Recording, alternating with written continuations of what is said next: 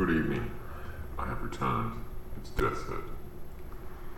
I've been thinking recently about a subject called Islam. Islam is a subject I have wanted to talk about for quite some time, mainly because of its influence being pushed into the West and who has been encouraging it and when, if ever, it will stop. And I would also like to discuss the prevalence of the left side of this country praising Islam and making out as if it's some religion of peace and how they're so progressive because they managed to jack the collective cocks off of every Muslim they come across. There are certain aspects of Islam I actually agree with. That is the disallowing of homosexuals, the containment of women. They don't allow women to speak, which is one of the best things they could possibly do, because uncontrolled women are the downfall of society. Look at this country, look at any Western country, when you have women who have no control, women who are in control and have no one to check their behaviour. It's the worst thing that happened. The ancient Greeks knew this, the Egyptians knew this, the Romans knew this, but we seem to think we are better than all those extinct cultures. The reason Islam is so prevalent or being pushed in this part of the world, especially in the West, is because they use the moniker of diversity. This umbrella term, umbrella phrase has no quantifier. It just simply means different from the current predominant culture. Australia was founded on white Christian values. Australia was predominantly a white country. But that can no longer be. It is a heinous crime to consider that you want to keep your country pure, and as it was. For many decades, Australia had the White Australia policy, and the abolishment of that policy was one of the worst things that could have happened to this country. However, I went to high school with a lot of Muslim kids. I lived in an area with a mosque and a high proportion of Muslims. They were dumb as shit, most of them, really dumb shits. But that brings me on to a larger point that everything Islam touches turns to garbage. Why is it that you see nothing but bombed out hellholes and underdeveloped third world shitholes that Islam has taken hold in? I mean, you can look at the UAE, obviously Saudi Arabia, but we all know that they're just a monarchy and they use the Islamic title as a method of control for their, well, actually Saudi Arabia has quite a good workforce, but they enjoy using the term Islam to control, the peons and plebs below them.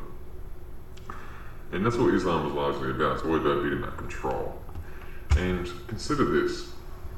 The Christians have been building in the Middle East, obviously since the time of Christ. They built Jerusalem, they built Byzantine, further in history, they built the Byzantine Empire. My camera's not, there we go. My camera's not focusing. There we go. And the Christians and the Muslims had many conflicts during the centuries preceding the creation of Israel. And often, what more than often happened is that the Muslims would gather massive numbers of Muslims, kick the Christians out of a previously Christian-held city, fortress, and take everything. That's all Islam is good for. Taking other people's shit. You're a Christian nation, you build, you develop, you prosper, you see a bunch of Muslim savages across in the desert cutting each other's heads off, sewing women's vaginas up and shit like this. And they look across at you and they say, you know what, Abdullah? What's that, Muhammad? We need to take those Christians. We need to take those Christians' toilets. Toilets? What's a toilet, Muhammad? Well, I don't know, but I want to have one here anyway. I've gotten sick of fucking this goat and my sister's seventh cousin. but we need to have those Christian toilets. So let's gather ourselves an army of of Kurds, and take that city. And that's what Islam tends to do. It goes into an area, it's much nicer than an Islamic controlled country, and takes it because of sheer numbers. If they cannot outwardly take it through combat, war, they subvert it. They get in with subterfuge and they breed like fucking rats. And then they will weasel their way into positions of political power where they can, in that policies that favour Islam. In the case of Australia, we have many people who claim that you are a racist. That one of the worst phrases to be called in this country is a racist.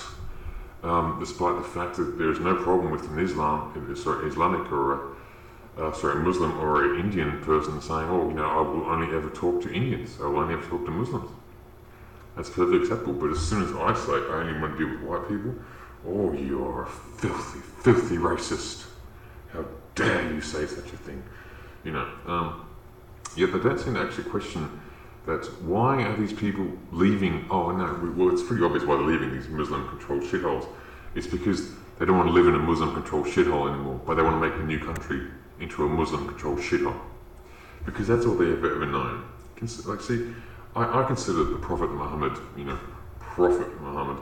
to be an illiterate goat-fucking freak who 600 years after the death of Christ and after the Bible has written, now he was illiterate, mind you, was wandering around the desert one day and he hadn't been having enough sales of his gourds in the village of Mecca.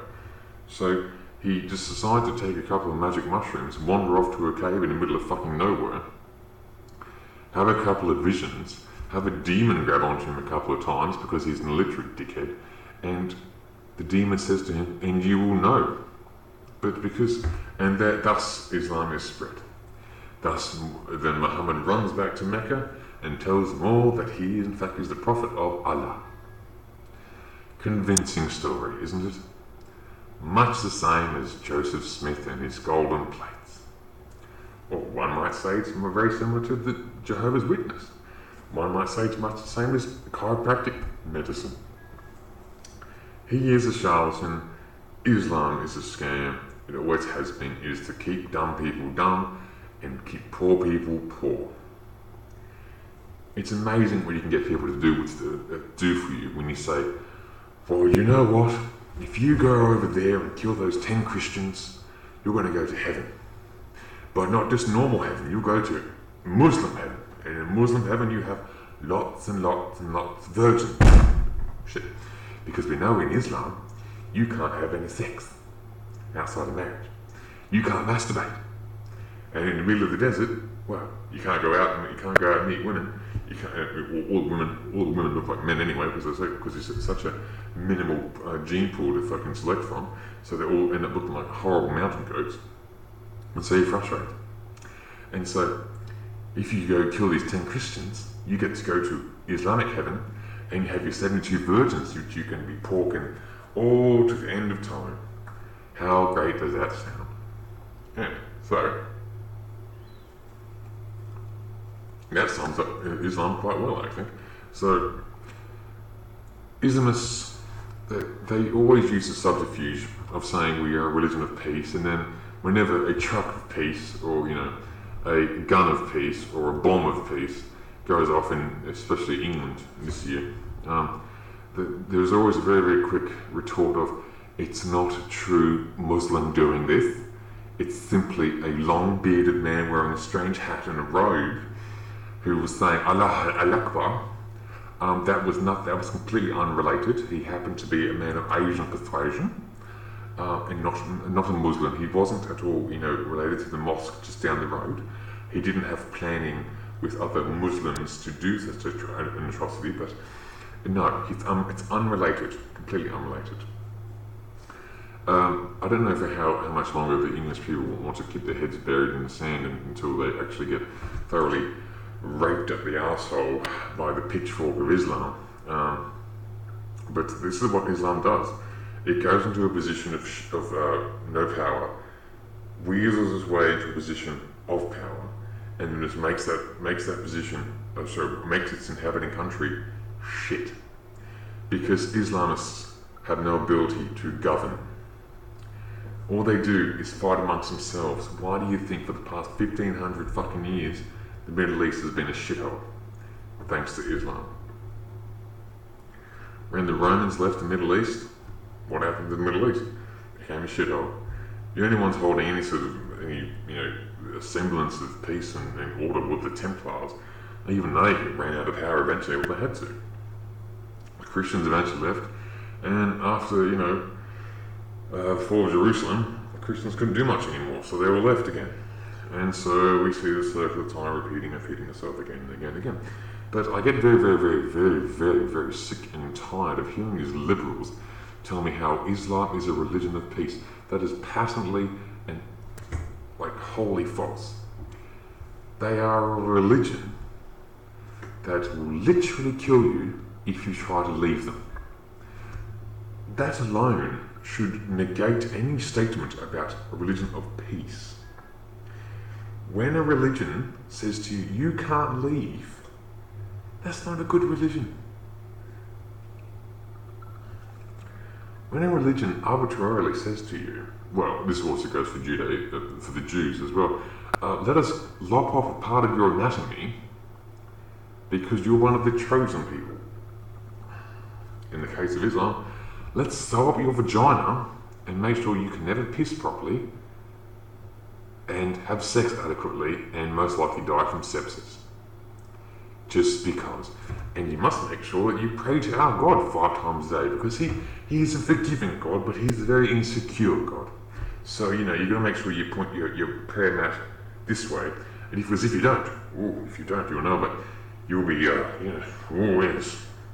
Bad things will happen to you, worse things like not being able to shit in a toilet and wearing thongs all day and not having underwear or toilet paper and having to fuck your cousin for the next 25 years. Yes. That's the bad things of Islam. So, if ever anyone says to you, Islam is a religion of peace, complete bullshit. It never has been. It never will be. They simply use it as a method of subterfuge to deceive their current population into believing they are in fact a religion of peace. But the evidence says otherwise. The evidence says otherwise. It always has. And Islamists, I have a massive problem with Muslims. I do not associate with Muslims. I never could associate with Muslims. I'm not even a Christian because I do not find Christianity hard enough. I do not find Christians willing enough to fight against such an incursion like Islam. But the leftist media love Islam because it is alongside Jews, another opportunity to shit on Christians. And the leftists, no matter what, will shit on Christians because Christians, they apply a standard of value that leftists despise because it actually means they have to have a standard to adhere to not be shit. Consider leftists. Leftists, they hate the idea of the 10 deadly sins. They hate the idea that they have to be chastised for eating 17 pizzas in one sitting, to not sleep to 2 in the afternoon every day, to actually be productive and then to take a wife, to have children. This is antithetical to leftist mantra. They simply cannot do this. This is why Islam is so attractive to them, because it also provides them to have some masculine influence in life, because there's nothing quite like seeing some bearded, crazy-haired freak wielding a sword and screaming at you in Arabic, because that has to make the panties wet. Having some other manly man come out of the desert and scream, "I'm going to cut your fucking tits off because you don't believe in Islam." Nothing gets a leftist wetter than these things, because it is a man enacting power onto a woman, and this is what leftists crave. But leftists also see that they are terrified of real men, because a real man doesn't listen to a woman. A real man takes what he wants and doesn't care. He will simply do what he has to do. Women in Islam have no say, have no power, they have no control. And leftist women don't actually understand this. They say, oh, you know, I love to wear a hijab and all this sort of shit. Okay, then how about we send 3 Syrians to Australia and we send 3 of you to Syria. Let's see what happens to you. Let's see who wants to stay in each other's country. I wonder who would. But they don't. Leftists, especially modern Western leftists, are petrified of men because men have the physical prowess to kick the shit out of women, no matter what women do.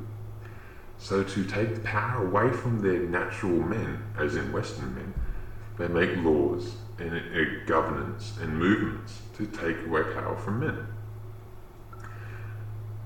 An Islamic savage from the middle of Syria or Afghanistan doesn't give a shit about your laws.